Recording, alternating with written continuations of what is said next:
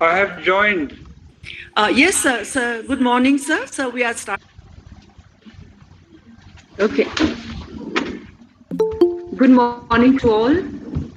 I welcome you all to the webinar on sexual harassment at workplace, organized by the ICC Sikkim University. This webinar is conducted to bring awareness, orient the students and others on the issues that is becoming critical day by day.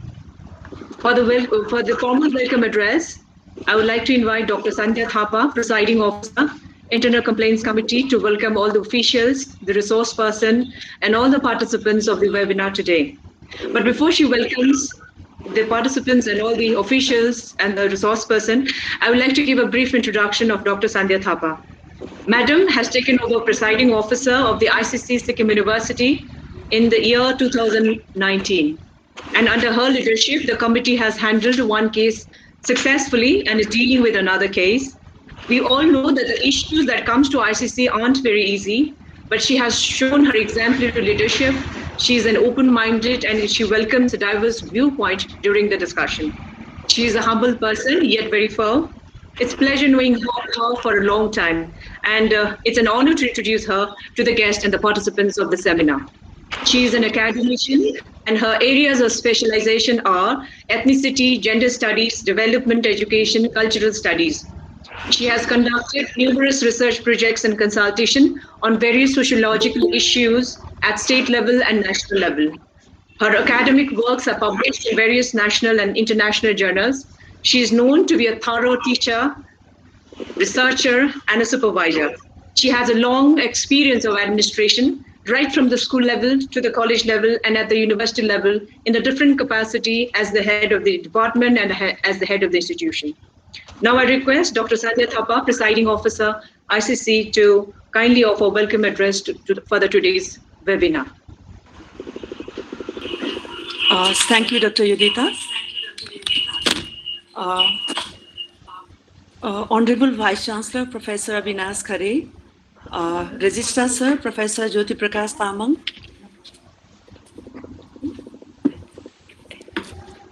am I audible now? Yeah, you're audible. You have to mute this one, unmute this one. Okay, this is unmuted. No, this is not mine. What? Am I audible now? Am I audible? Yeah. Yeah. Then various statutory officers, deans of the student welfare as well as the various schools, head of the department, esteemed faculty members, administrative staff, scholars, students, and all other members of the Students Sikkim University fraternity. On behalf of Internal Complaint Committee, Sikkim University, I would like to extend a very, very warm welcome to all of you. And this sensitization program has been long overdue because our Honorable Vice Chancellor, since I took the presiding officership of this ICC, sir has been insisting me for this sensitization program. And under his directions, we just thought we'll just take this sensitization program. Because due to the pandemic issues and all, and however, and various protocol issues, we couldn't do it physically. However, we got a very good response even in online webinar. So as a result, we are here for this sensitization program to deliberate on the issues and to get the deeper insight, mostly from our expert. And when I thought about the sexual harassment in higher education, especially speaking mostly from the legal issues and the challenges, I could not think other than Professor Gangotri Chakraborty. I have attended her lecture several times on these issues. She was kind enough to be with us even during the last seminar. And despite her very busy schedule, she has accepted our kind invitation. Professor Gangotri, I'm indeed heartily grateful to you. Despite a busy schedule, you have been there with us. And I'd like to extend a very, very warm welcome and look forward for your perspective, for getting enlightenment, mostly on these legal issues and the challenges. Thank you so much, ma'am. I'm sure today's presentations will address some of our doubts and the issues to all those participants. Simultaneously, I would like to extend a very, very warm welcome to Professor R.N. Saran from Northeast Hill University, Department of Biochemistry. Sir, it is indeed our great privilege to have you here. Thanks to Dr. Yudita, when we were struggling, whom we should call as a resource person, she referred your name, and I came to know that because of your long association, despite being in the science discipline, your commitment to the gender issues and especially to the issues of that comes in the internal complaint committee. You have a long experience. So we are looking forward to enrich ourselves, to know from your experiences. Thank you so much, sir. Despite your other occupations, you have kindly accepted our invitations. In addition to this, I would like to again, with my gratitude to everyone who have been able to join, and especially thank you so much for your very, very warm response to this sensitization program. Once again, welcome you all. I would like to hand over this microphone to this platform to Dr. Yudita once again. Thank you. Thank you, Dr. Sandhya. Moving right along for the first program, it's my pleasure to introduce Honorable Vice-Chancellor, Sikkim University, Professor Avinash Khare. His fields of specialization are plasma physics, nuclear energy, rocket technology. He has been a professor of Department of Physics and Astrophysics in University of Delhi and Tata Institute of Fundamental Research. He has served in various universities abroad, like University of Oxford, University of Columbia, New York, University of California, and University of Alabama, USA. He was the principal investigator of the International Research Project on NASA on 2010 to 2014, and has been the consultant with ISRO. He is the fellow of all three major science academy in India, fellow of Indian National Science Academy, Delhi, Indian National Science Academy, Allahabad, and Indian Academy of Sciences, Bangalore. He was conferred with Insa Biren Roy Memorial Award in 2017, Homi Bhabha Fellowship Award in 1993 to 95, and recently in 2018, if I'm not wrong, he was awarded Distinguished Alumni of Delhi University. He has been the president and the chairman of various national and international science society. Professor Avinash Khare had wide experience in administration, as he has undertaken the responsibility of various capacity as head, dean, member of governing bodies and numerous boards of various universities and executive council of various universities. He has also been a member of ICC at Delhi University, so he is familiar with the working of ICC and the cases that are dealt in the committee. Sir, may I request you to kindly address the participants and the audience of today's webinar on sexual harassment at workplace. Thank you, ma'am. Good morning or good afternoon to all of you. The chairperson of ICC, Madam Sandhya Thapa. And we have two very distinguished speakers today, Professor Gangotri Chakrabarti, Department of Law. Sir, you are not audible, sir. I have unmuted my phone. I could hear Professor Khare very well here. Yeah, because I have unmuted my mic. So I don't know why I'm not sure why you've not. We can hear you, sir. You are audible, Now, sir. sir, You it's are fine, audible. sir. Yeah. Ma'am, there's something wrong with your microphone then. Okay. So we have two distinguished speakers from external universities, Professor Gangotri Chakrabarti, Department of Law,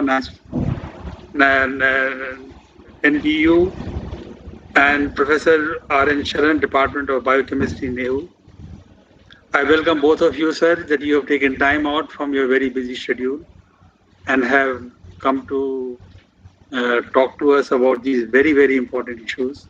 So thanks very much for coming here.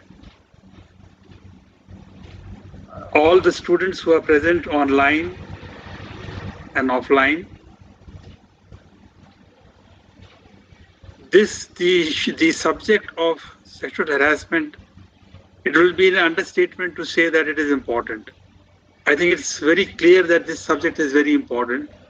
The term sexual harassment may be new to many in India, but unwanted and unwelcome acts of a sexual nature, also known as eve teasing, are not a new phenomenon in India, as in other parts of the world. It is really for many women in India. It is reality for many women in India.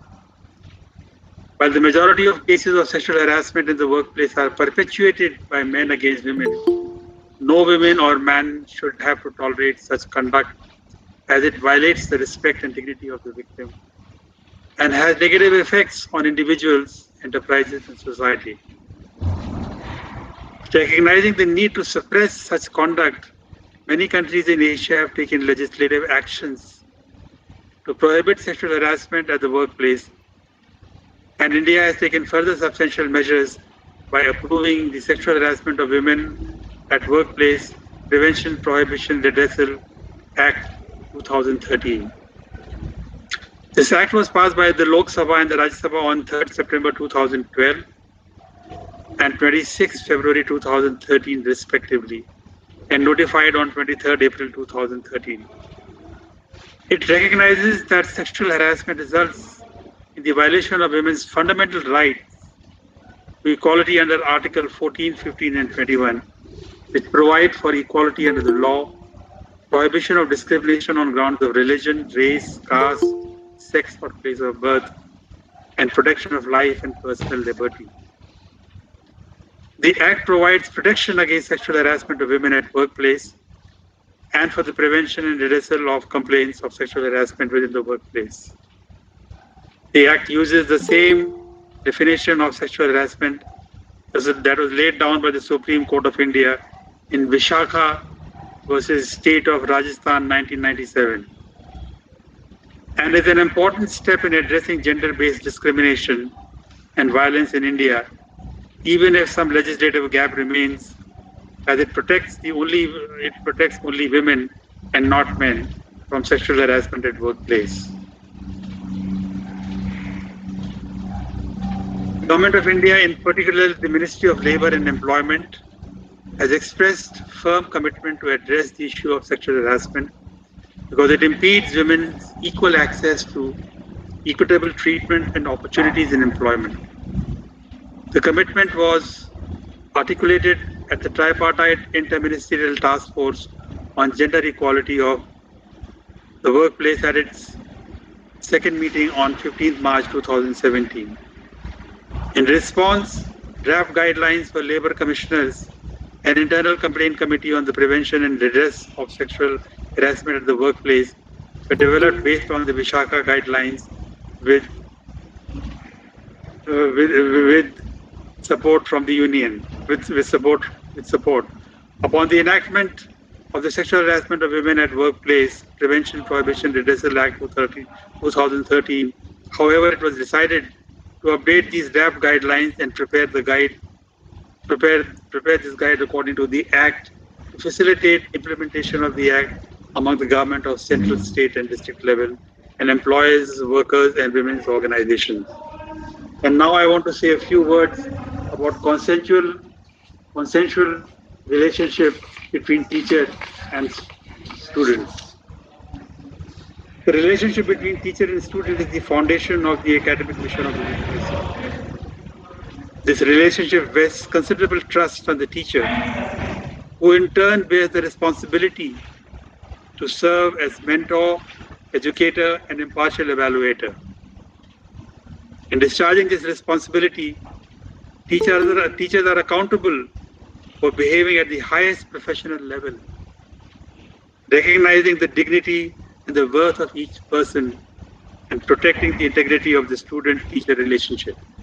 This is very important because in university we have teachers and students at various levels, and therefore what I am going to say is very important for both teachers as well as for students.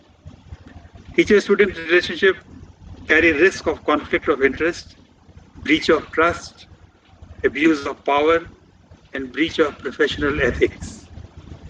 For these reasons, teacher must not engage in any consensual sexual relationship with the student where the teacher is in position of superiory, supervisory, academic authority with respect to the student. Nor may a teacher assert any supervisory academic authority with respect to a student who was the subject of a previous consensual sexual relationship.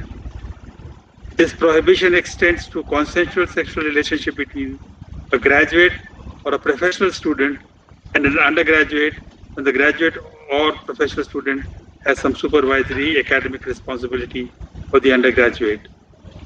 We, Sikkim University, will develop very soon guidelines. I'm going to constitute a committee to frame guidelines as to how students and teachers should behave respectfully so that the rights of each of the students as well as the teachers are protected and both can work with dignity and professional ethics in the university. I think at this point, I'm going to end my speech.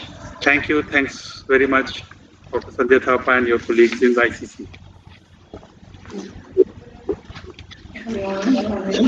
Thank you, sir. Thank you, sir, for spelling and explaining again the Sexual Harassment Act at workplace, and also further elucidating the consensual relationship between teacher and students. And thank you so much for introducing the theme of the webinar, sir. Thank you so much. Now, going further, we are very fortunate to have Professor Gangotri Chakravarti, Professor and Head, Department of Law, University of North Bengal, as one of the resource person for today's webinar on sexual harassment at workplace. Professor Gangotri started her career from the University College of Law, University of North Bengal, District Darjeeling. In the year 2001, she joined West Bengal National University of Juridical Sciences as its founding faculty as associate professor and its first registrar. In 2003, she was appointed as a full professor of law in the same institution. As the first registrar of the West Bengal University, National University of Juridical Sciences, she was instrumental in setting up the university, hosting its own building and its halls of residences. Professor Chakravarti then moved to Gandhinagar as one of the founding faculty and a full professor in the Professor of Law in 2004. There in the university, she served in the capacity of Dean, Academics, Dean, Students' Welfare, Controller of Examination, Chief Warden of the Halls of Residence.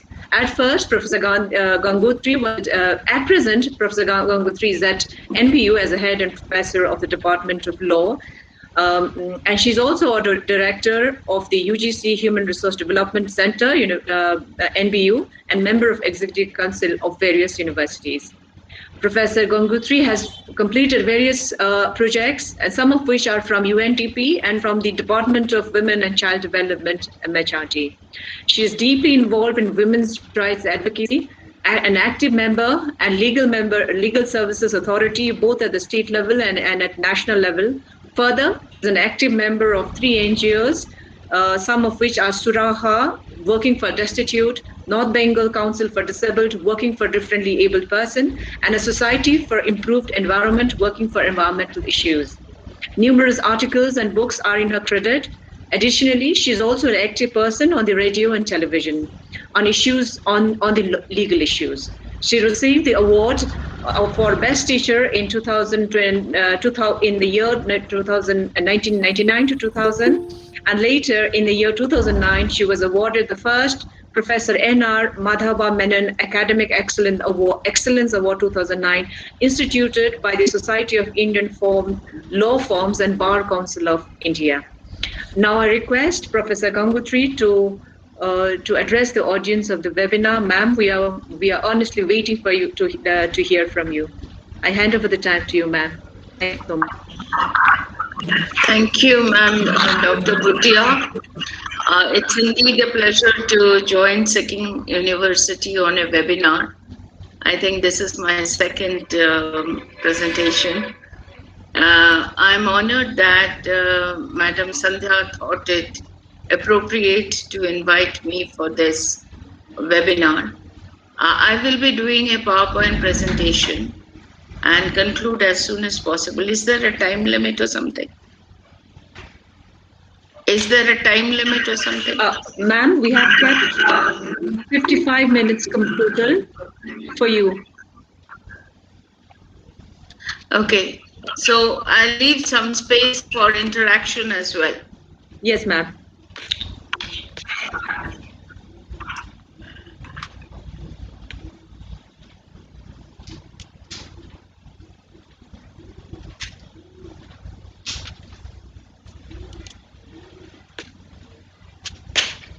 My presentation is on sexual harassment in education institutions.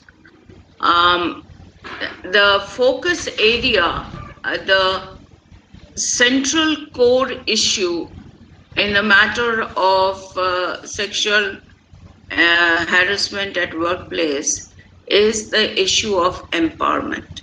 And as we all know, that two focal point of empowerment is education and employment. This was emphasized in 1979 when the CEDAW came into being. CEDAW is Convention on Elimination of Discrimination, all forms of discrimination against women. Article 10 of the CEDAW is very clear, and it says that men and women should enjoy the same condition for career and vocational guidance, for access to studies, I emphasize access to studies of all categories in rural as well as urban area.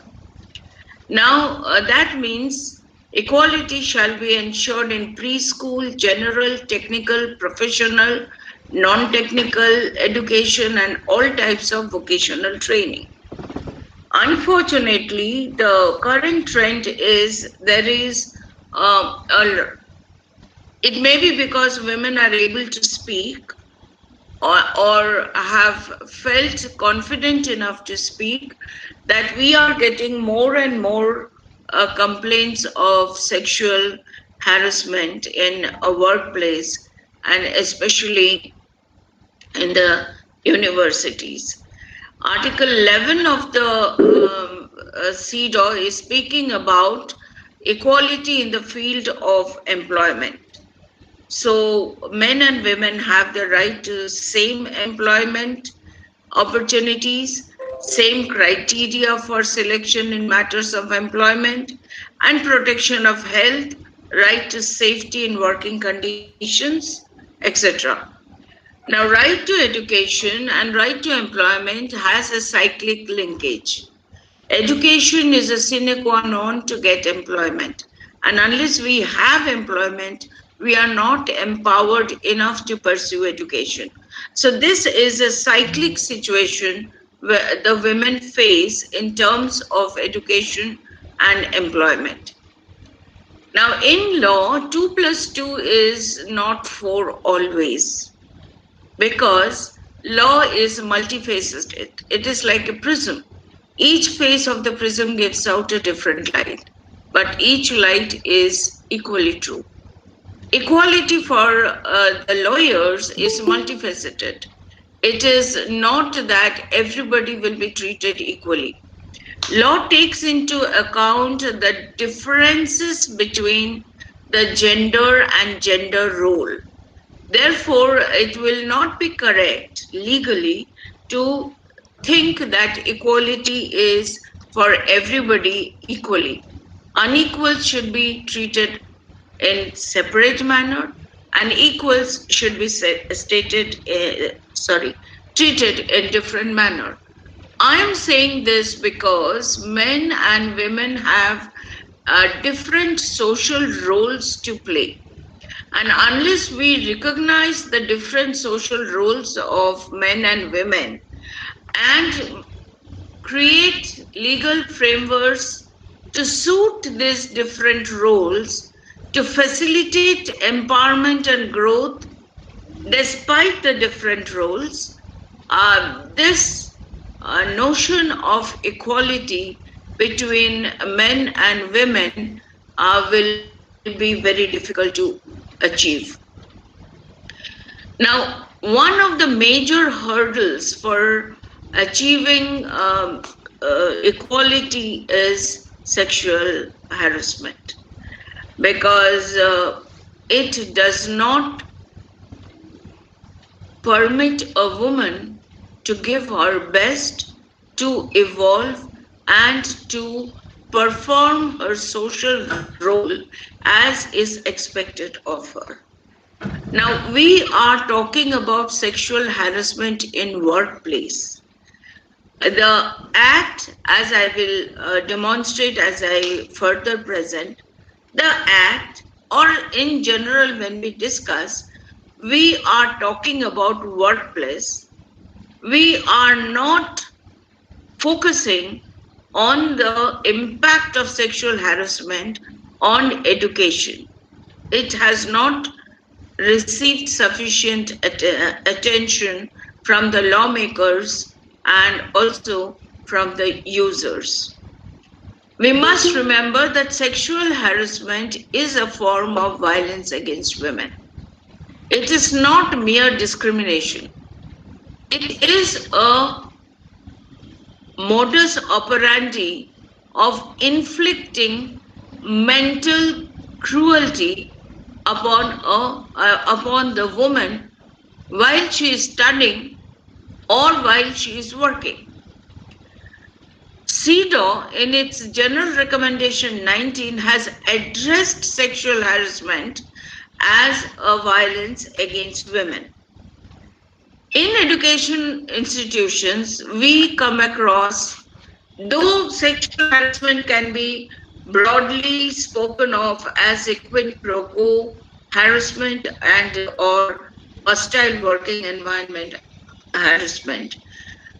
Beyond these two identified and delineated categories, there are other forms of sexual violences that occur in the day-to-day life of a woman in the university, college, school formats and platforms. For example, a teacher in the education institution may be subjected to sexual harassment for, say, release of her dues, financial dues, or for promotion, or for getting a favorable certificate from the employer. A student may be subjected to sexual harassment with the threat that she will be uh, failing in her examination. So she is traumatized, and these two are known as quid pro quo sexual harassment in workplace. The other is a situation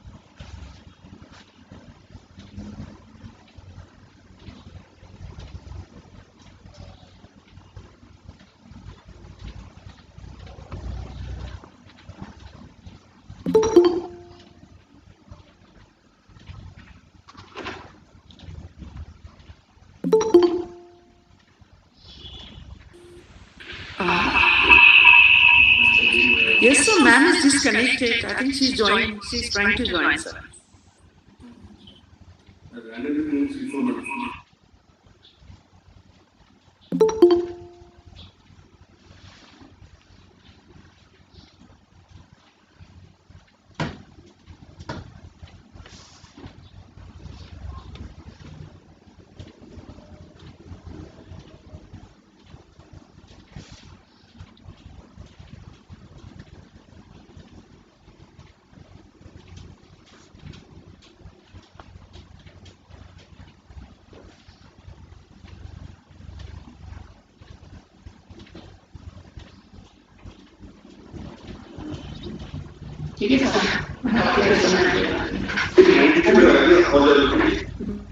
Yes.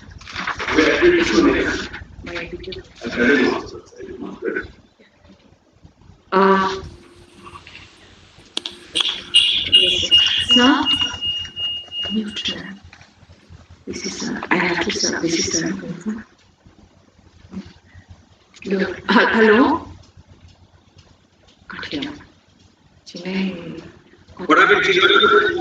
Yes, sir. She's not able to. Professor Gangotri will take time to join. We will request Professor Saran to start his address. Professor Saran. Sir, so I would like to introduce you first. Are you ready, sir? Your PPTs are ready, sir? Okay. Okay. Let me introduce Professor Saran as one of the resource person of the webinar. He's an educationist, life scientist, and passionate academic administrator. He has done a PhD from JNU and postdoctoral research from the Institute of Medicine, KFA, Zurich, Germany, and has a teaching and research experience of over 3.5 decades. He is currently a professor of biochemistry, molecular biology, and genetics at the Department of Biochemistry. He is a dean of School of Sciences and director of Design Innovation Center at Northeastern Hill University, Central University at Shillong. He is a molecular biologist, biochemist, biotechnologist, and cancer and radiation biologist by training, with over 3.5 decades of research experience in the field of betel nut and chemical-induced carcinogenesis and molecular mechanism of radiation-induced damage to DNA and its repair, with expertise in biomarker discovery for cancer and radiation damage assessment for their clinical applications. He is also interested in public health issues, associated research in the domain of combustible and smokeless tobacco, and the concept of harm reduction. He established a decade-long Indo-German bilateral research collaboration with KFA Zurich Research for the Future project at the Department of Human Genetics and Radiation Biology at the Osaka University, Germany. He is a visiting or invited professor at Zurich, Germany, and Osaka University of Japan. He's attracted a huge research funding for 4 international and 10 national agencies has supervised 16 doctoral students and dozens of national and international interns. He has a rich experience in all the facets of academic administration in any university system in India, including the Dean of Students' Welfare, member of the Court and Executive Council of Central Universities, and national organization for 2.5 decades. He has served as a president of Indian Society of Radiation Biology for 2 terms, hold a life membership for half a dozen scholarly and professional bodies, and currently he is a member of International Collaborative Research Project of International Atomic Agency, Vienna. In his credit, he has more than 111 scholarly research publications and 5 edited books and 1 textbook adapted. In his credit, he has 2 patents to his credit. I'm glad to share Professor Saran as an administrator because when I was a warden of one of the largest hostel at Neo Shillong, I can say that he has devoted his life to a superior standard of conduct, which was reflected in his administration and in his academic work. Very glad, sir, you have accepted our invitation and you could join us. Let us hear from his experience and his views on the sexual harassment at higher education. Now, I welcome you, sir. I hand over the time to you for the presentation. Thank you, Dr. Yodita Bhutia. It's wonderful to connect with you after a long time. I'm physically seeing you and it's a pleasure. I also am excited to have heard Vice Chancellor Professor Khare and his commitment to this very, very heinous deformity, I would say, of our societies. And thank the presiding officer, Dr. Sandhya, to invite me for this. I've been to Sikkim a few times, twice, but and I know Dr. Jyoti Tamang closely. We try to actually work together in research, but it's for some funding, but it unfortunately, I supported Sikkim University, but somehow it didn't reach there. But there I am, with your permission, I would like to share my screen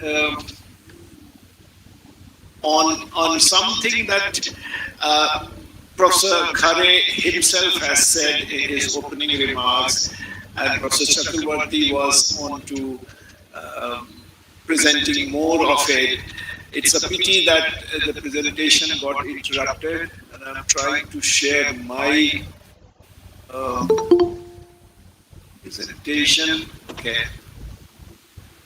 I hope you can see it. Is that visible to? Yes. Yes, sir. Yeah. So maybe I have the full screen here to make. So I mean, the tone has been very well set by the Vice Chancellor and the first distinguished speaker, and the legal aspect of it. I will share some very common attributes of this deformity that I have personally observed during my stay in higher educational institution in India, starting from JNU and NEHU and multiple abroad. I think this has been already highlighted by the previous speakers about what is sexual harassment in higher education, and I'm going to keep myself focused onto higher education institution because that was the task assigned to me by Sandhya. And a very, very generalized definition will be any physical or psychological, verbal or non-verbal conduct of sexual nature which directly or indirectly, implied or otherwise humiliates or intimidates women in higher education. As Dr. Chakravarti was articulating, that there are multiple reasons why women become simple victim of such harassment in higher educational institutions, particularly because and this harassment comes in a multiple ways, from physical contacts and advances to directly or indirectly demanding sexual favors for whatever reasons. The men have that superiority and they have control and they exercise powers, which is actually a deformity of men and mental sickness. And they even indulge into making sexual colored remarks or showing pornography or obscene gestures. All these and multiple more such conducts define what is sexual harassment, particularly in higher education. The first thing that always comes to my mind, because it depends, our country is so diverse with multiple kind of cultural heritages, all of them have pluses and minuses. The first question definitely comes to one's mind, that is sexual harassment really happening in Indian higher educational institutions? And the answer, unfortunately, is yes. Very, very sad, but it is true. Even though, as I heard Ma'am Sandhya articulating that, or I think Yodhita articulated that since the present chairperson has taken over, one case of sexual harassment has been resolved and the other one is under progress. It's very good. 2 cases since whatever time this ICC has existed, on face value says that it's a very small number. Just 1 case resolved, One case came to light, it was resolved. Second case has come to light and it's under the process of resolution. But in my opinion, if one or two cases come out, it's only a tip of the iceberg. A lot of cases just go unnoticed in our societies, and our educational institutions are part of our society. And that's, in my opinion, is the biggest hurdle in recognizing this deformity in our system, and that is the silence of the victim. Most victims actually choose to remain silent, unfortunately. And those who muster courage and come out are those isolated cases that Ma'am Sandhya is handling at this point in time. The silence comes primarily from women folk, but also men, because they are also victims of sexual harassments in multiple ways. Unfortunately, our laws have a very, very limited, as Professor Khare also said, but very limited approach to address that. So we have a long way to go, in my opinion, about it. The ironic situation is that it's not only the victim who chooses to remain silent, even the society chooses to remain silent. And the society includes dominantly men folk, of course, which unfortunately is even the father, the guardians, and the elders in a family, and a society or a panchayat or whatever you have. So it is a very, very deep-rooted problem stemming from our societies. As Professor Khare mentioned, that Vishakha guidelines were formulated by the Supreme Court of India to address this and to educate and empower victims against this serious social deformity. Because unfortunately, before 1997, when Vishakha guidelines were implemented, there was no such thing available in our society.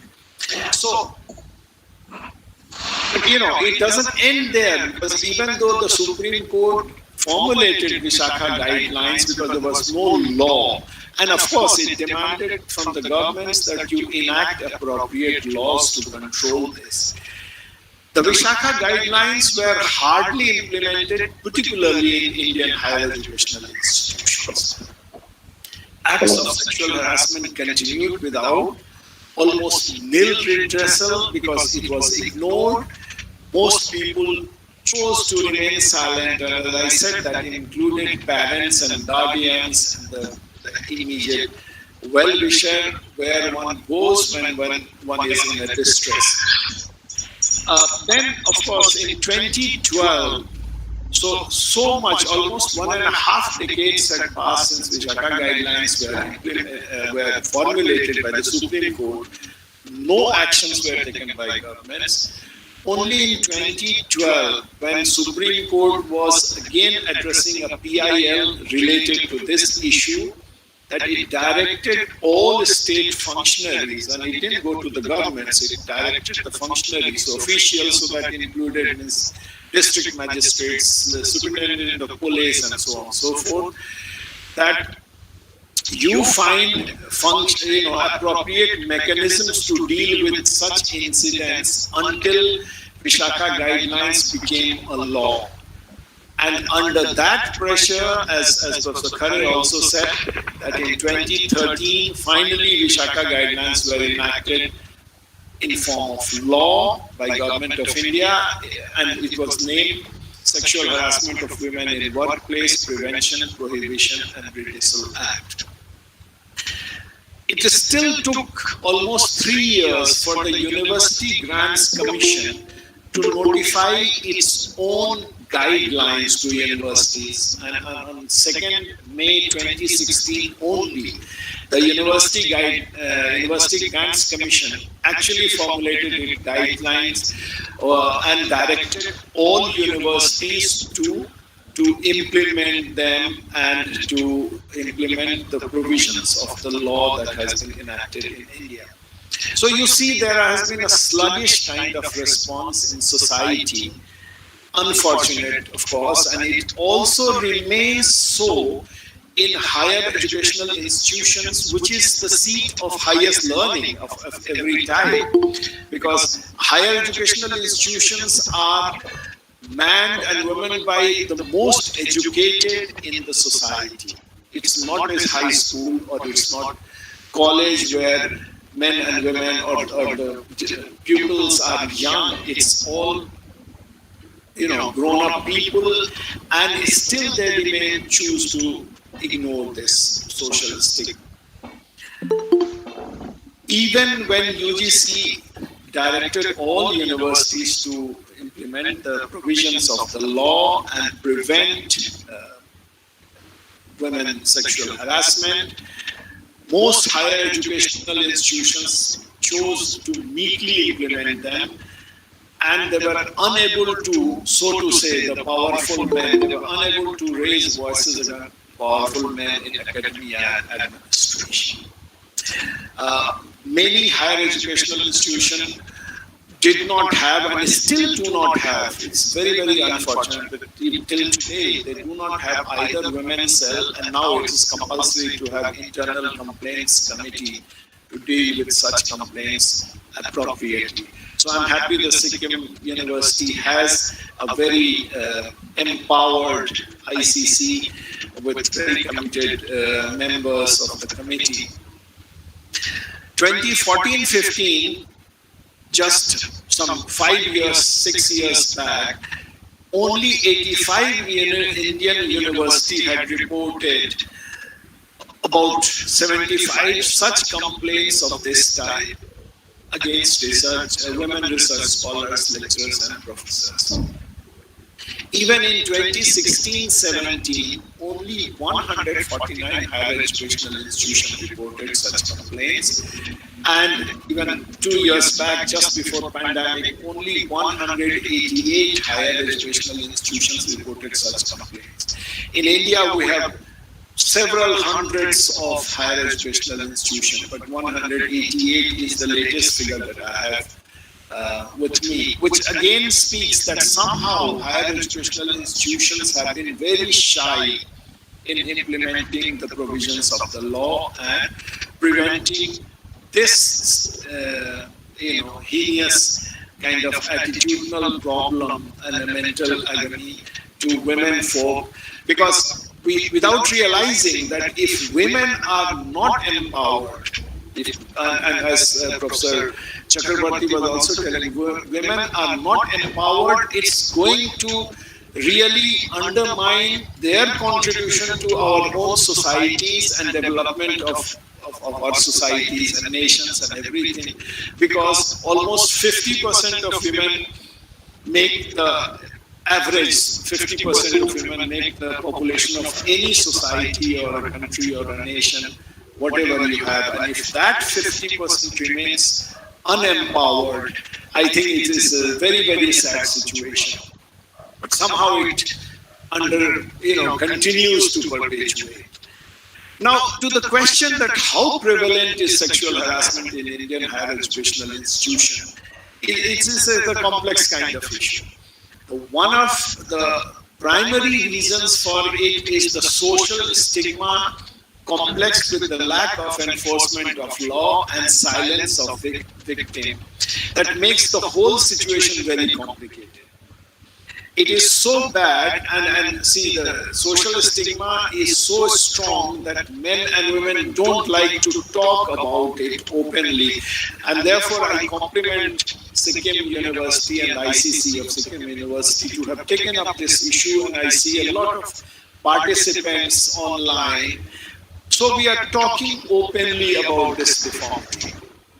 Just think of such empowered and kind of aware students as students of Delhi University, where only 2 out of 3 students didn't even know that there is any sexual harassment law existing in the country. In Punjab University, which is also a very forward-looking university, majority of the students were not aware of existence of ICC. The Punjab University has one ICC. So, and why is this problem that people are not aware of realities, because if they don't know what exists, what is their right, what is their fundamental right, they cannot demand its redressal. The powerful in higher educational system, educational institutions in India have a very hierarchical structure. We have our distinguished Vice Chancellor, Professor Khare here. We have registrars and deans and professors and principals, administrative officers. We get chief guests of some events or trustee, etc., of some association of an institution, etc. All these men, primarily men, but even women, I have seen and I have personal experiences dealing with how even women head of institution in higher positions of power have somehow not acted the way they were expected to act to prevent sexual harassment of a weaker woman or a student and others in the society. Even boys and, amongst the students, the peers, and mostly, obviously, these are classmates and seniors, men of these women who are getting harassed, also indulge into such behaviors, showing that our society really needs to take a very serious look at how to deal with this situation and how to change it. But, not everything is lost. Many of you might be aware of the Me Too movement, a movement that began actually in the United States, where also some sort of sexual harassment prevails, but not as deep-rooted as in many other countries, particularly underdeveloped or developing countries. And that unfortunately includes our country also. But this Me Too movement actually brought this issue of sexual harassment in academia and in workplace in a global debate. And we have seen some big, very, very classical, powerful men being punished because these brave women who were harassed finally chose to break that toxic silence that they were observing for many, many decades sometimes. And you must feel very proud. I was very, very happy to know that this movement was began by one Indian female law student. And these are examples where I see a lot of hope that something will change, not only in India but across the globe, because this Indian female law student, we don't name her now because some kind of harassment can come to her indirect or indirect way, but she created the first Google spreadsheet on which she declared names of both Indian and foreigners in universities accused of sexual misconduct and made it available to every other victim, that you can, keeping your identity anonymous, you can still declare your, if you have been harassed by some men folk, either in India and abroad. And this, but even then, this brave female student, who I have great regards because she started this Me Too movement, was both praised and condemned in all societies, and particularly in India. But what she had started to make public a grievance of this kind, against which most people were shy and chose to remain silent, this movement had begun, and things have been going on since that. So, but we still have a lot of sexual harassment cases going on, and they are ignored in higher educational institutions in India. The question is, why such things are happening? Now, to answer this why is a big problem. My personal understanding of some of the reasons, but these are not only reasons, they are some of the reasons. First and foremost is the societal attitude in general. And society includes, the men folk, the women folk, parents, grandparents, societies, your uncles, aunt, everyone.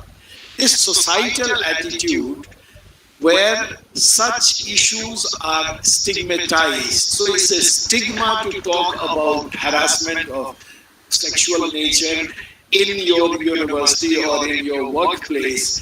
This is stigmatization and perpetuation of this stigma in our society is one of the biggest hurdles.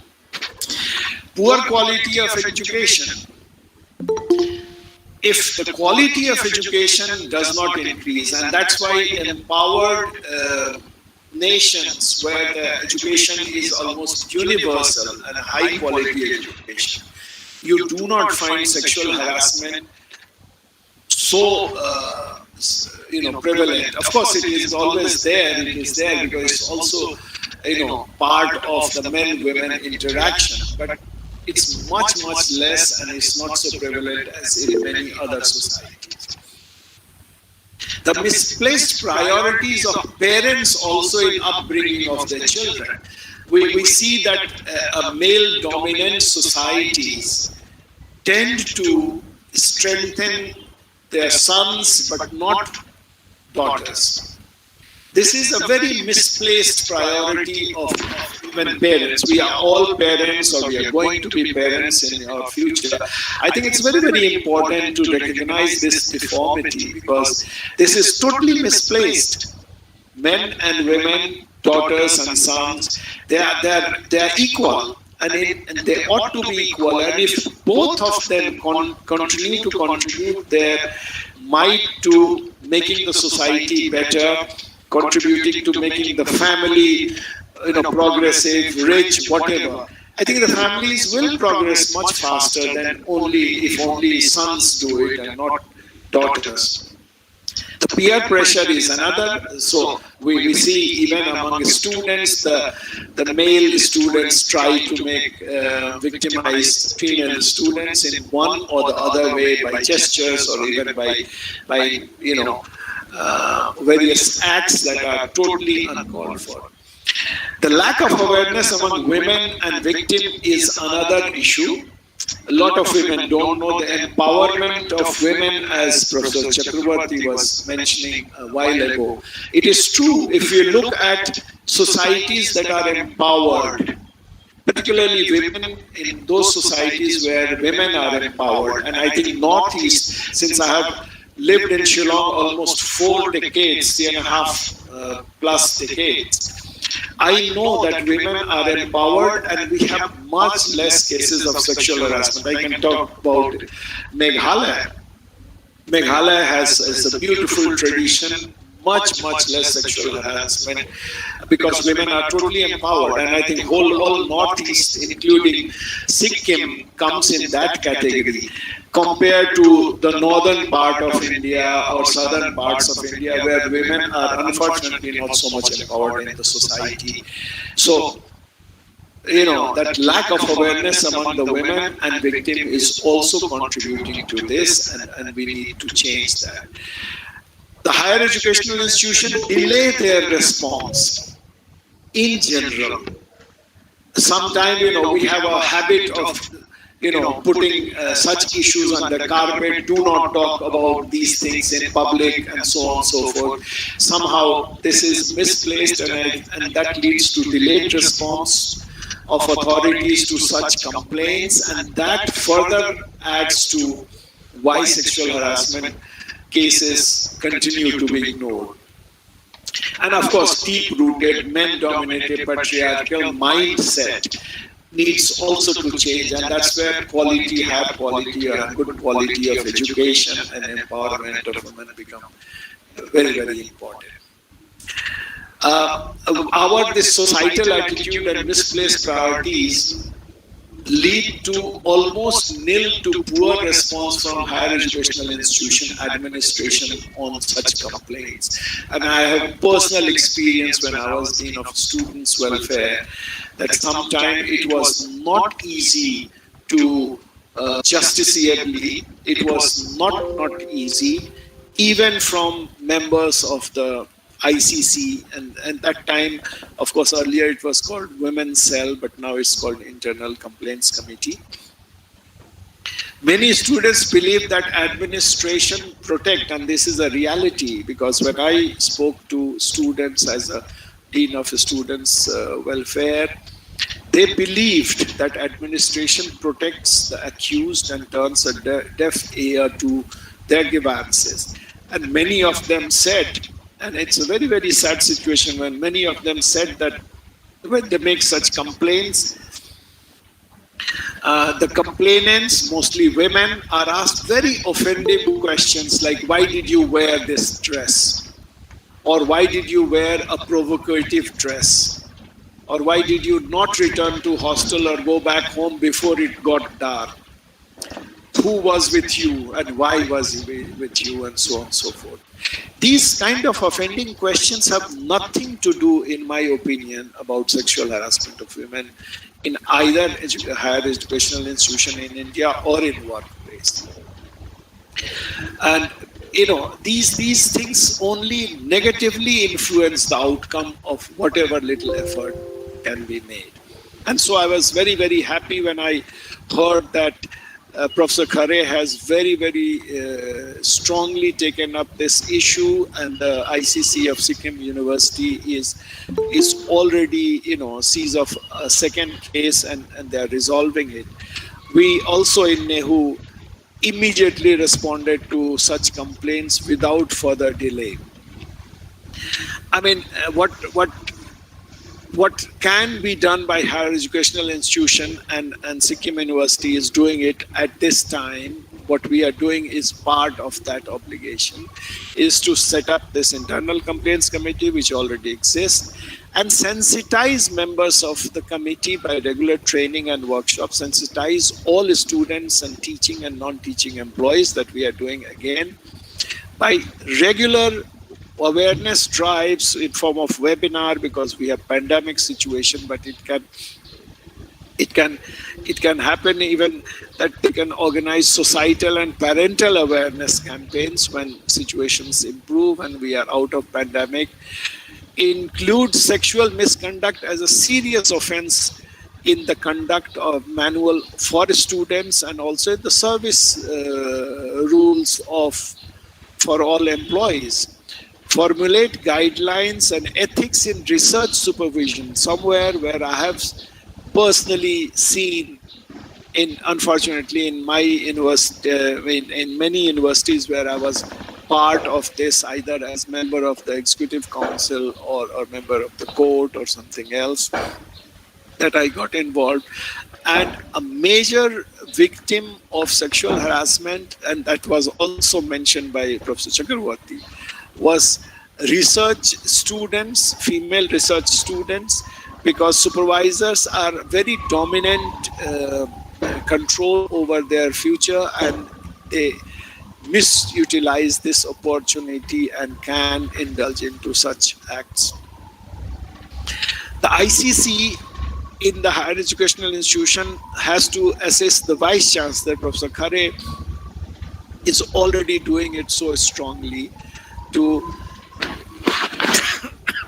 create gender sensitization, creation of awareness of rights of women, to prevention of gender discrimination in job and career opportunity, prevention of sexual harassment in higher educational institution campus, and mediation and or redressal of as may be necessary. And it's sometimes our law provides for mediation in this case, that sometimes the cases of sexual harassment comes out not because the person wanted to harass a female colleague or a student or whatever, but societally it has been so prevalent that the person could not distinguish his own bad act from good act. And so our law, Indian law, provides that if mediation can be done and the person can be reformed, and within presence of the victim, and they both make necessary amends to their behavior, even that is a long-term good idea to do that. So mediation and redressal both should be part of the ICC. Uh, I will not go into ICC structure because you already have it so robust, already existing in your university, so I'll skip that. Functions and responsibility of ICC also is well articulated and it's already functioning in the university, so I will not take your time. Basically, I feel that the ICC has very critical role to play, but the biggest drivers of ICC in higher educational institution is the head of the institution, and in your case, Professor Khare is so conscientious about it, so conscious about it that I see a very, very bright future for Sikkim University, and maybe it will act as a role model for other central universities in and around Northeast and the country. All the chairperson, like Ma'am Sandhya is here, and members of ICC ought to be very, very, they are very critical drivers to functioning of ICC. They ought to be committed, they ought to be convinced, and they ought to be determined to resolve the issue in shortest possible time, in most judicious way, that no one feels victimized at all. In all that, empathy and passion of all members of society, and that includes even parents or elders in the society, is required, and that's why it's also important that ICC reaches out to immediate societies and so on. Women empowerment remains the critical driver of this functioning, that women, the girl students, the female staff members, both teaching and non-teaching, have to be fully aware of their rights. They should be empowered, and they should know that they cannot remain silent when they are victimized. And only when we have this attitudinal transformation of this entire higher educational institution community, that includes even societies around, that we'll be able to move forward somewhere in a meaningful way to have a brighter day ahead. I will stop here and we can have some discussion if there are questions. Thank you very much for your attention. Thank you, sir. Oh, Professor Chakrabarti is there now. Yeah. Presentation, which is lucky for me. So I'll just take up some important issues which I think we should discuss. About the function vis-a-vis any law in existence. Therefore, there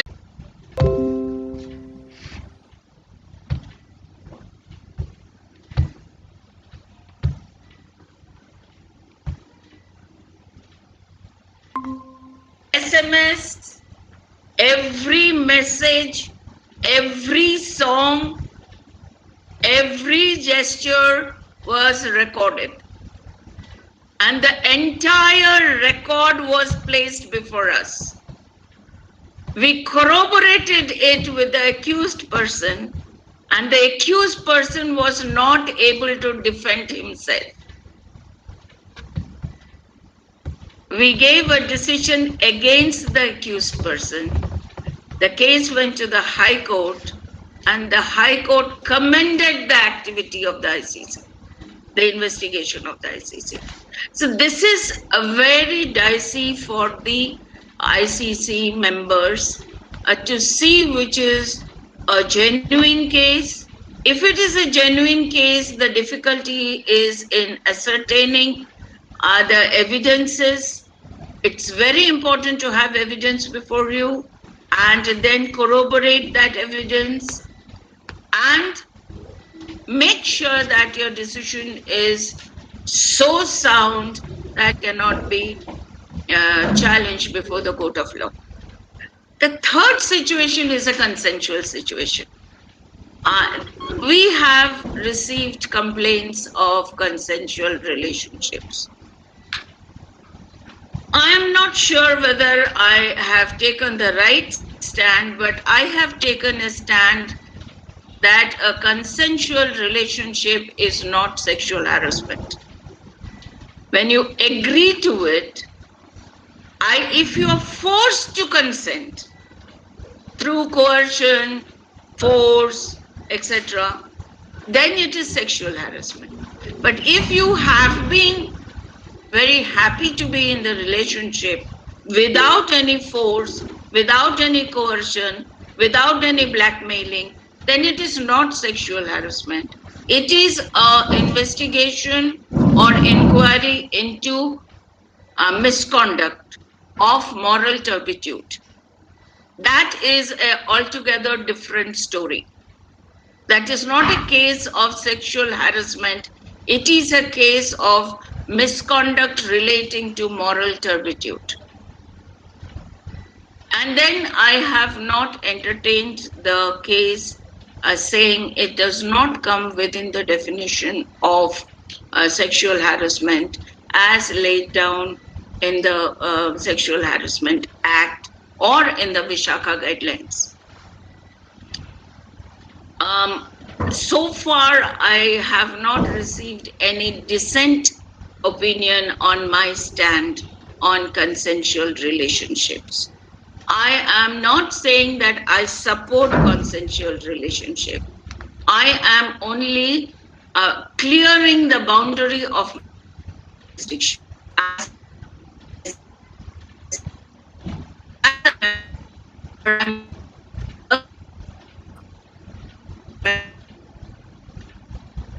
And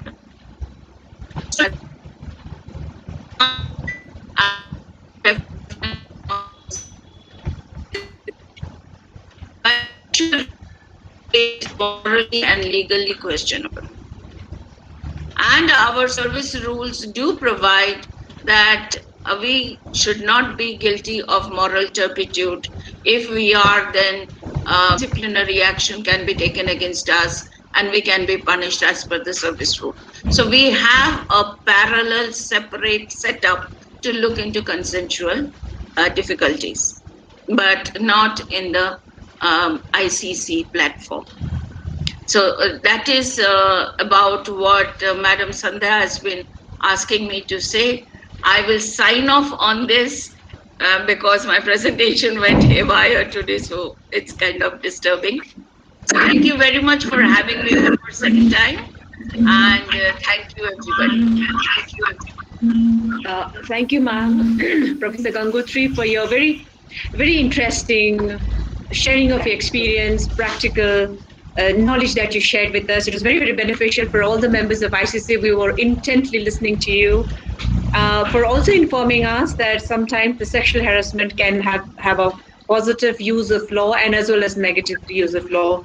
You also reminded us that ICC members are vulnerable. Not only that the decisions are challenged in the court of law, but it is also because we have to live in the same institution. We are vulnerable in many ways. And you have also mentioned securing evidences in when the cases are brought to ICC. It is very true. And you have also very aptly mentioned that there are pressure groups. We have to face all these pressure groups and we have to rely on the evidences to come to the conclusions. That's very interesting. Madam, you have reminded us to rely on the evidences. And you have appreciated the burden that the ICC members have, that we can't make a decision, arbitrary decisions, because it will be squashed in the court of law. And also very interesting is also the flip side of the case that you mentioned in some of the cases where we have to be aware of the other motives of the. While you get the question, I think it was wonderful, Professor Chakrabarty, to listen to you. I mean, it made me recall so many cases where I saw the law being used positively and negatively, and I think that's why the main drivers for success of resolving such cases in the university system, of course, is the vice chancellor, is the top man whose attitude. But ICC is the second one, very, very critical. I'm aware of a misuse that was done, and unfortunate that the system punished so to say, the person who victimized a student, and the person lost his job. And I know from almost 10 years later, I got to know, and it was a very, very sad day for me when it came out that actually it was not true. So law was thoroughly abused in that case. And that's why it's very important that awareness campaigns are made regularly, that even men and women both know like you said, gathering evidences, recognizing what is sexual abuse, and gathering evidence so that you can make a foolproof case, because otherwise sometimes ignorance leads to misuse of powers and law both. Thank you very Thank you much. so much. Thank you. Thank you, Professor Saran, for summarizing and adding on to Professor Gangutri's presentation. Dheeraj Yadav has raised your Just hand. Dheeraj? one more Ma'am, yes, sir. point Yes, sir. before you take up the questions. I have also seen evidence in my own experience in my university and at least two other universities, where a male teacher was victim of harassment of this type. That actually the male teacher did not indulge into anything like sexual harassment, but because he was a strict teacher, or his markings were not favorable, so he was a victim of situation. The consequence of that, and that's very important that even girl students understand, the consequence was that these colleagues, that are 2-3 that I know either in my university or elsewhere, they stopped taking female students as research scholars. Now, this is a very, very flip side of misuse that leads to something that actually does not empower women. So, at least 3 supervisors I know who stopped taking female students as research scholars because they became victim. And in science being a lab-based research, and I'm also a scientist and a molecular biologist, so the lab work is intense, and it extends to late in the evenings. It can extend on holidays and so on and so forth, because science experiments don't stop. And so what happened? The girls stopped, these victims, teachers, they stopped taking girl students, which is a loss of a type, because 1 or 2 students, girl students, chose to misuse the provisions. I like to share one incident that happened in NBU about 10 years back. It's the reverse case where a male student complained that a female supervisor was behaving inappropriately, and the complaint came to ICC. But ICC references sexual harassment against women, and this was a male student. So our hands were tied, and as a result, the gentleman discontinued his PhD, and today he is just a postgraduate. So laws can be misunderstood. As I said, always the bad men find out the loopholes of the law. There will be umpteen number of potholes in the law which we get. Only the people who want to abuse it will find it out. But it is true that supervisors, even in my department, often many male supervisors say that we do not want to take a female student as a research scholar, just by way of precaution. But we have to, it's very important. I agree with Professor Sharon. It's very important to put the correct perspective in the mind of the student community and teachers community, and to show them how it can be used and not to abuse it. A very important issue, actually. Yeah, thank you. Ma'am, there is a query here by Dheeraj Yadav. What is the difference between stalking and harassment? Ma'am. Ma'am, Professor Gangotri, ma'am, It's to probably me. this is, ma'am, Is this question to there is me? a query. Yes, ma'am. Yes, ma'am. Okay. Yes, ma'am. There are two, three differences which I'd like to point out. Stalking is a form of harassment, no doubt about it. But it may not be sexual harassment in the workplace all the time. It can take place in the public forum, like eve teasing, stalking you while you are going to college, coming back from college. It happens between in the rural area where a child is walking to the institution and somebody is following and following back. I'm aware of people who have stopped studying, dropped out of college because of this menace of stalking to and fro from the institution. After 2013, stalking has become an official offense of the IPC. Before that, it wasn't so. It just ended up in outraging the modesty and eve teasing. Therefore, stalking now is a serious offense, and if you can bring it within the format, within the boundaries of the university that somebody is stalking you, then it becomes the matter of ICC. But if it is happening outside the campus, then it becomes the matter of the local police station. Thank you, ma'am. Ma'am, there is another. Manisha Thami has written, thank you, ma'am, for the insightful talk on sexual harassment. Ma'am, I would be glad. She's written that if you could enlighten us more on the cases of sexual harassment to the women with disabilities. Yes, women with disabilities do face severe sexual harassment, especially those who are speech impaired, vision impaired. The orthopedically impairment somehow allows proper communication, but the speech impaired and the visual impaired persons find it very difficult to communicate and identify their abusers.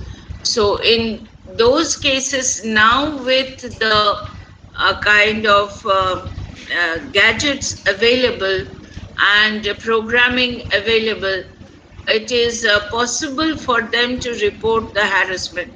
In fact, I have a visually impaired student who is now working in Calcutta.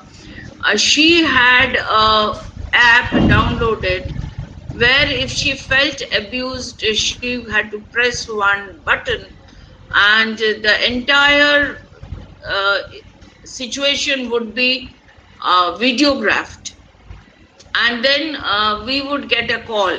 She had an option of adding people who would help her, so we would get a call that she is in distress. So it has happened with me that one or two occasions I had to rush to her help where she thought she is being abused, she is being violated. Both the cases were false alarm, of course, but it is possible through gadgets to identify and record evidence of harassment. Thank you, ma'am. Now, may I request Professor Saran to answer this question? Professor Saran? Sir, there is a query Yes, that by Madam Abriti Sharma, why there is so much focus and misuse of law when there are many genuine heinous cases which suffers due to lack of evidence. Yeah, I think it's a very, very genuine concern of the person. I think it's a genuine concern that all of us have. But focus has to be both on use and misuse. Unfortunately, as Professor Chakrabarti has very eloquently explained, that without evidence, it becomes very difficult because you have two opposing groups, both for whatever overt reason or covert reasons, they are convinced that. So one group, victims group, says victim is right, the complainant says that, and the other one says that other party is right. Now, who is right has to be decided by ICC primarily, and that's why evidence and the importance of evidence is there. So if cases go unresolved or kind of not taken up because of lack of evidence, it's understandable, because what happens if you emotionally decide to settle the case this way or that way, not based on evidence, then it is the same thing as the first one, that misuse of law, misuse of provisions. So I think the person who has asked this question, I think it's very genuine, but it's very important that one case which has come to light is not left, it is taken up. Whether it gets resolved correctly or not because of lack of evidence is another issue. But certainly no case should be resolved wrongly. If it remains unresolved because of lack of evidence, it still does not say that the complainant was right or wrong. So I think evidences are very, very critical. The lack of empowerment and courage on the part of the victim to speak about it. The socialization through which the victim is put through in the family and social format, where we are told that chastity is so important, your character is so important. If you speak like this, your future is ruined, you will not get married, your boyfriend will reject you, your family will stigmatize you. Umpteen number of things are kind of forced into our psyche. Therefore, we are not able to speak of the abuses we face. So, first impediment, the cases are not coming before the ICC because the victim is too scared to speak. Second, what Professor Sharon was saying while his presentation was on that, the parents and family do not cooperate. There are cases I know where harassment has taken place. I have told them to write to the ICC, but the parents have come and said, please, ma'am, we don't want to discuss about it. We don't want to bring it to light. We don't want to take it up. So that's the parental pressure. There's a second. Third is genuinely not having an alternative. You are in a job which you have found after a lot of struggle, maybe after paying a lot of backdoor money and all that, and now you are into trouble with the environment, and you feel that you will lose your job, or you will lose your admission, or you lose your career. You don't have a B plan. You do not know what the alternative is going to be. Perhaps the alternative in your mind is going to be very, very pathetic and tragic. Maybe you're looking after your family with that money, treating your parents with that money. So you don't want to disturb, you don't want to rock the boat. Therefore, the person is not coming before the ICC. So who are coming before the ICC? People who are empowered, people who have a B alternative plan to fall back on, people who are given courage by the peer group and family to proceed with a promise of support, only they can come. This is a very complex situation. So genuine cases do not come, I agree. I was so shocked when I was working in Calcutta. I got a call from Suraksha Hospital that a person wanted to meet me. She was in ICU. I rushed to the hospital. I found a woman who had participated in my legal awareness camp. She was brutally beaten up. 3 ribs fractured, jaws fractured, collarbone fractured, leg fractured. Her husband had beaten her up with a iron rod. And when I said I'm going to lodge a FIR, she held my hand and she told me, please find some way to pushed me back into my in-laws' family. I said, why? She said, I have nowhere else to go. My parents are no more and my brother doesn't accept me. Where would I go? And that time, mind you, the Domestic Violence Act was not out. This was a genuine case. I had to stand helplessly and see and negotiate that she is accepted back. This is the reality of women. Those who have come for the higher education, they all are carrying a social baggage. Baggage of complex, baggage of stigma, baggage of socialization, baggage of gender construct, baggage of peer pressure, baggage of parental pressure, what not? Women in higher education are brave lot. In my heart, I call them Rani Lakshmibai. They are fighting an invisible force and carrying on with their lives. Even the legal system does not have an alternative legal plan for working women.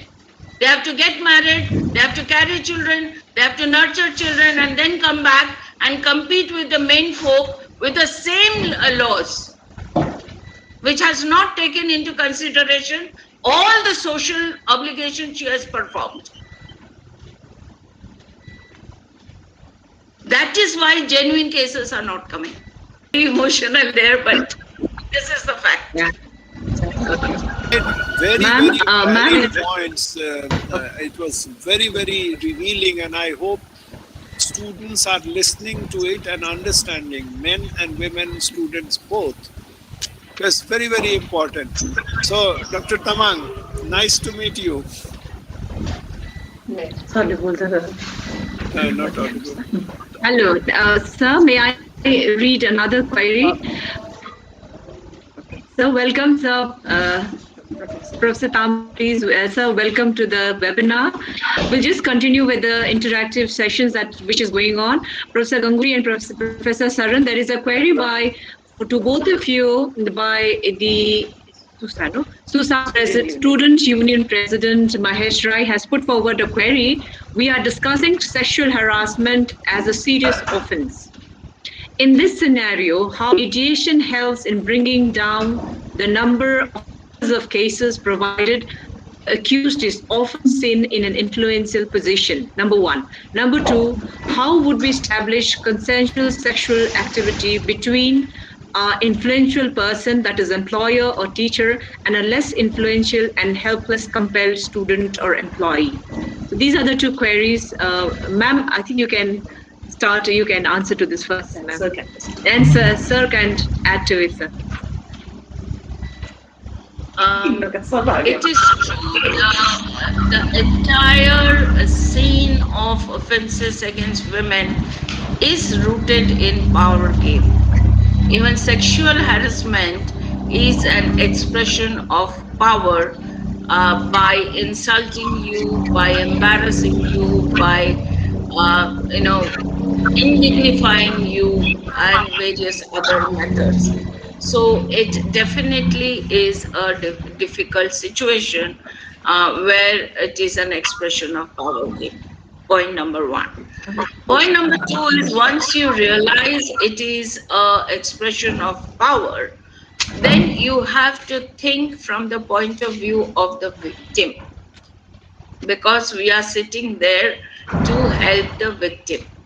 So we are with the powerless and we analyze the evidence according to the circumstance and corroboration that is available to us. And last is interpretation of the evidence. These are the three things we do. First, we get a corroborated evidence, then we get a circumstantial evidence, then the committee sits down and interprets the evidence. Always keeping in mind that we are sitting on a committee which is in favor of the vulnerable group. Therefore, this power equation is not important at that point of time. Now, it is always not possible to find out consensual relationship if the victim is able to produce evidence that she has been forced or coerced, and but the reality is that she's just gathered the evidence, but she was willing partner. Those are very difficult cases, and the reality is not revealed immediately. I agree with Professor Sharon that maybe after the case is resolved 10 years, 15 years later, we come to know that there has been a miscarriage of justice. Now, those are rare situations, and the committee tries to avoid it. I have given one case back to the university saying I am not able to solve it because it's too complicated. And please invite an outsider expert to handle the inquire into the situation. I have done that. It is possible at doing it. Therefore, it is the alertness and the empathetic mindset of the ICC members who can alone handle the situation. But ICC job, God forbid, is a very difficult job.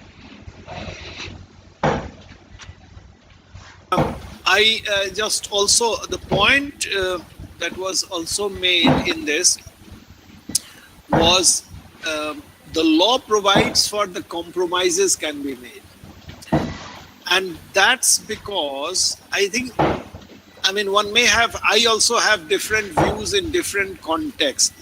But when we talk of sexual harassment in higher educational institutions, we are mostly looking at young people. When it involves the second party is a teacher, a dean, or a vice chancellor, or a very powerful man, the situation gets little complicated. But to assume that every person who indulges into sexual harassment is doing really on purpose is also not absolutely correct in my opinion. I mean, I try to emphasize that our societal priorities are misplaced. Our parental priorities are misplaced. Sometimes if you have, you keep repeating a wrong 20 or 30 times, it starts feeling right. I speak, a lie 20 times that I am good, I am good, I am good. Then, I start feeling I am good psychologically. Sometimes, particularly younger traumater as well as victim, and they are doing it inadvertently. It's not really planned. And their reform is part of justice, and compromise is therefore part of that reform.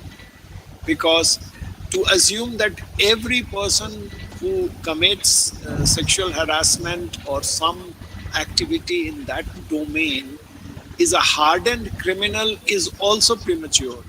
So the provision of law is there. We can have hardened criminals should never be compromised on. Like if there is a psychological deformity that is making a person commit to sexual crimes, and we have known in Western societies there have been serial killers. Now they are absolutely genetically molded to commit such crimes. There can be no compromise. In fact, if you don't speak of society and humanity and just talk of science, such gene pool need to be eliminated. But to think that in higher educational institution, How can you talk to me like that? So sexually colored and try to find out what happened. And it so happened that the teacher had said it out of genuine concern that the lady will find it difficult to get down and get up all the time during the night. So he wanted a male student on the upper berth and make her comfortable in the lower berth, not realizing that his attitude, his throwing, his language was a sexually colored remark. So we could settle this through mediation. where we made the person aware there are various other ways of saying things, and made the lady aware that, well, you were too sensitive. It is true that the remark was sexually colored, but it was made in good faith. So try to forgive, and matter was settled. So mediation helps in situation like this. Thank you, ma'am. There is one more query for you by Divya Guru. Marriage, institution of consent and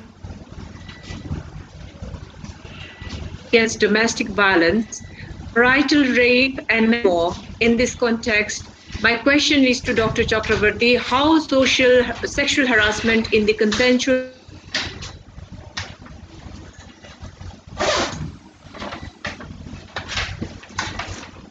I have lost you.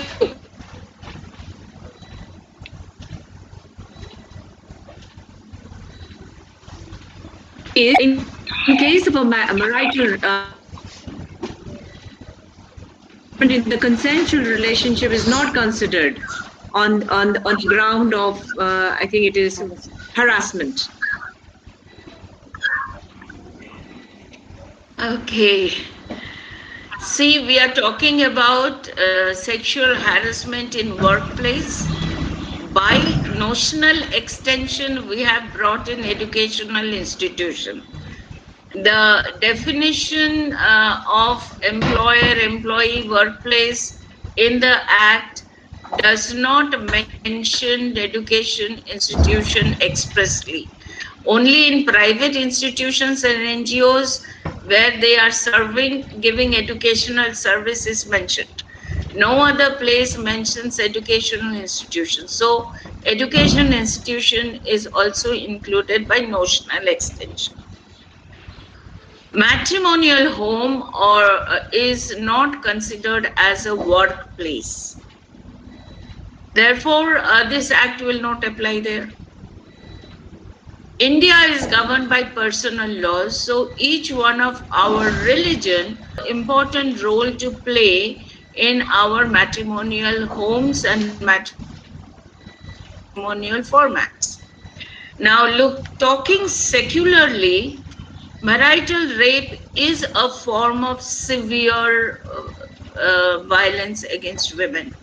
I have had several students and clients telling me that he rapes me at night to subjugate me during the day so that I carry out his commands. I appeared before the Malimat committee and made a presentation against marriage. The point and the difficulty was marriage and cohabitation in marriage is presumed to be consensual, and it is difficult or intercourse is taking place against your will unless you have a CCTV in your bedroom to record what is happening, which again goes against your right of privacy, not only of yours, of your partners, of your family. So this is a very tricky situation, and the Indian legal system has not been able to make marital rape an offense except having sexual intercourse with your wife if she is below the age of 16 years now, which I don't agree, it should be 18 years. However, it is a very gray area in our gender laws where, despite all laws against violence against women, in favor of equality of men and women, we have not been able to resolve the case of marital rape.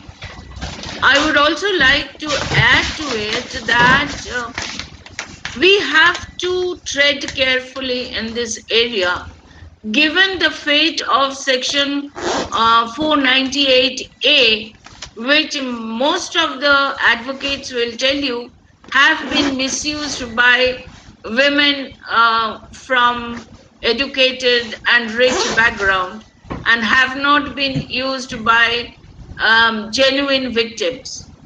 Now, if we make marital rape an offense, it could be misused against the husband and husband's family, which is not a fair thing to do. Therefore, it requires a lot of thinking yet to draw a balance and draw out a law which will be, in favor of men and women both. So let's see how it proceeds. Ma'am, there are more queries here. I think it is for children. So I have a problem, Yodita. I have another meeting Yes, at 8:30. I will. It's so wonderful to listen to Professor Chakravarti and her rich experience. But I will have to take your permission and leave the meeting. Tamang, nice to see you, but please excuse me. I will have to leave. Thank you so much. Thank you so much, sir. Thank you so much for your time. Thank you so Bye bye, Yodita. Thank you. Thank you. Ma'am, there is a query, another query by Alicia Pradhan. Ma'am, can you hear me? Alicia Pradhan, she writes, children are vulnerable and people tend to take the advantage. As a result, the children are subjected to sexual abuse. The child who is sexually abused undergoes a lot of pain and distress. In order to combat child sexual abuse, the government has passed a law to protect the child from sexual abuse. But as ma'am told that many genuine cases are not registered, how can we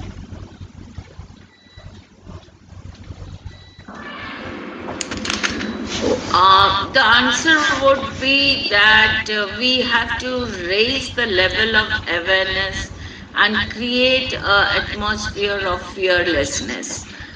We must also have a friendly police force, which for Sikkim is very true. Sikkim has a very friendly police force. It's my experience every time. Sir, I would like to hand over the time as for a concluding remark as we have completed with the main presentation and interaction. Thank you so much for joining us, ma'am, sir, and I hand over the time to you, sir. Thank you very much. Namaskar.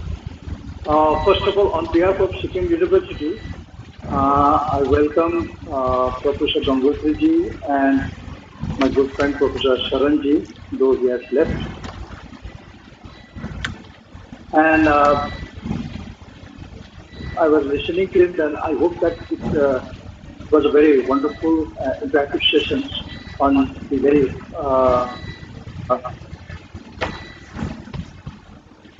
the interesting assessment at the workplace. And and I'm also very thankful to the ICC, the members headed by Dr. Sandhya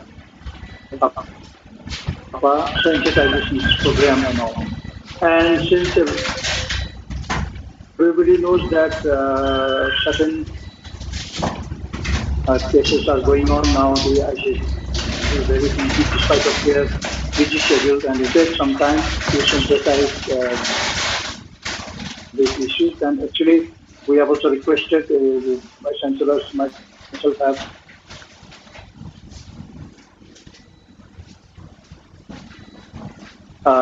personally requested them. I think this is very important around and teaching staff and the students. And we have also requested the NSS and other departments, the other organizations to have such type of the interactive session. I just like to to stop the independent and thinking the rights of the other people. Everybody has liking and disliking. And one thing what we have to do that also is to be a very disciplined person. And only who can monitor, of course, there are certain rules, regulations, this and that. I'm not talking about that. I think a lot of discussion has been done on that. But what I want to do is, as a person, is the person who will control your ideas, your feelings, and everything is by yourself only. That means maybe in form of the God fearing, or maybe in form of the self-discipline, whatever you use any terminology. I think that is very important that you should that I should not do that, I should not do things, but everything you have to respect the emotions and the thoughts of the other person. You have to think that if I utter some word which is not being, which hurts the mind, which hurts the sentiments, I go for the suppressions of the rights and all. I think that is not good, and maybe it can be interpreted as a crime also. So before doing that, I mean, I think as a parent, we have to start from our parents and our Indian culture and all. I think that's very important when you grow up, when you are alone in after graduations. Your parents are not there and all, but I think the parents which they have given the moral values are very important and all. I'm sure that everybody, whatever the community, whatever the irrespective of the community, religion, these things is being taught by all the parents, every parent. And I think only the thing is that at this age, when you are adult and all, you just have to remind that it just make it implementing what your parents have said on this. So I think this is what I think that of course there is law, there's a rule, we have ICC and all, but of course they are doing their work, and whoever is found guilty, the law is there. But what I feel that also that self-discipline is very important, and we should not hurt anyone and all. Everybody has a right to say that also, and to everybody has a liking and disliking and all, but the self-discipline, the God-fearing, and the respect the others' feelings is very important. It is not only the sexual harassment, but sometimes it is a mental harassment also. Okay, because sometimes we try to suppress them because of the power, because of some other things and all. I think that has to be avoided and all. Then one thing is very important that whenever you have any injustice, I think you should have the rights to say that also, raise your voice. Okay, do not do किसी को बुरा मत कहना, किसी को बुरा मत करना, लेकिन किसी ने कुछ कर दिया तो उसको आवाज निकालना, माने in the sense that you should not go and beat them, but at least you resist that also. And unless and until if this type of a thing will not come, then the certain the people in the society will always take the advantage of that. So with this, I think very happy that there's a good number, that more than 71 participants in this webinar. Though ISIS is very busy nowadays, despite of their busy schedules and proceedings and all, they have spared the time. And very grateful that Professor Gambhirji has come again, and we are so grateful to you. You are always helping the Sikkim University in every respect. Whenever we invite you in any capacity, you never say no, despite everything. I think so. We are always very grateful to you, and equally, we are also grateful to Professor Saran. He is also associated in so many committees and all. He was in our academic council also. So, at last, I thank the presiding officers, Dr. Sandhya, and all the members of the ICSC. I know all of them have their own responsibility. Some of them are working, some have the teaching and the research responsibilities. Some of them, the non-teaching has the very important assignment in the administration. But despite of that, they spent time and now they are engaged in one very important issues which has come presently. We'll not discuss that also. And they are spending time and they are doing their uh, they are now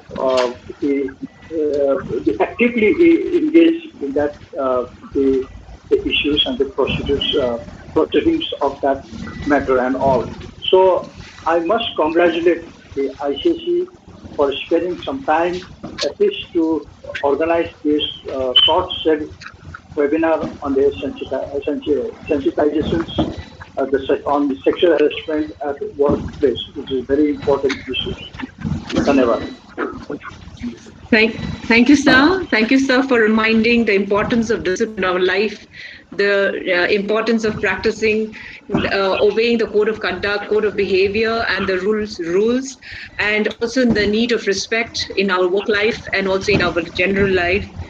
You have also mentioned the importance of raising the voice whenever required, and finally appreciating the ICC, the task that we go through and the pressure that we're going through. Thank you, sir, for your kind appreciation, and thank you for your time, sir.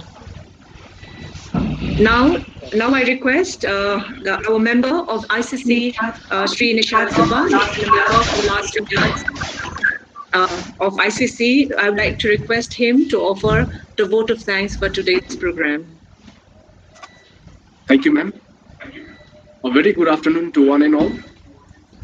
I feel honored and privileged having an opportunity to offer a vote of thanks. Foremost, I, on behalf of the organizing committee, would like to thank the Honorable Vice Chancellor, Professor Avinash Khare, for joining us today in spite of his busy schedule and also for delivering inaugural speech. Thank you, sir. Thank you very much, respected Registrar Professor Jyoti Prakash Tamang, for your wonderful concluding remarks. Thank you, Finance Officer, Deans and SOTs for joining us today. We have been very fortunate to have with us Professor Gangotri Chakraborty, Department of Law, University of North Bengal. Thank you, ma'am, for giving us insight on prohibition of sexual harassment at workplace. I am sure your deliberation today have opened up deeper understanding on various aspects, especially when seen through legal perspective that governs ICC. Thank you, ma'am, for making this session very informative and educational. I would also like to express my gratitude to Professor R.N. Saran, Department of Biochemistry, Northwestern Hill University, for allotting his precious time for the webinar. Your presentation today shall be echoed in our minds for a long time to come, sir. The views you have shared definitely, it shall definitely be a bigger takeaway of this webinar. Thank you, sir, for giving us excellent coverage on sexual harassment at higher educational institute. I'm very much grateful to all the participants who have joined us today. It is very overwhelming to see such a large participation. But on the other hand, I'm very sorry and I apologize to those who could not, to whom we could not accommodate today due to limitation in the number of participants who could join us. However, it's a request, like you kindly share all the knowledge that you have gathered today with your friends. And of course, there is a YouTube link that you can see after the event gets over. The link has already been sent to you through your registered email. And we hope that today's webinar was an eye-opener, and at the same time, it was very informative and inspiring awareness. Now I would like to thank our system management for providing technical support. Thank you, Francis, for helping us cast this webinar live. A very big thank you to Chairperson ICC, Dr. Sandhya Thapal, for her constant support and her guidance. Thank you, Dr. Yodita Bhutia, for moderating today's session. Last but not the least, a very big thank you to the organizing committee, as no event can be successful without people who dedicate their time and resource to make sure everything is faultless. Thank you, all the esteemed members of ICC, for your support and cooperation. Once again, I'd like to thank everyone for joining us today and making this event successful. Thank you and have a pleasant afternoon. Thank you. Professor Gangotri Chakraborty, once again, a very big word of thank you for accommodating your time despite your PhD submission, ma'am. Thank you so much. We look forward in future also. And obviously, for Professor Jyoti Tamang, sir, sparing your very valuable time, and to all the participants for all the overwhelming response. Thank you so much. Thank you. Ma'am, I think, yeah. Ma'am, I think. Sorry. Okay.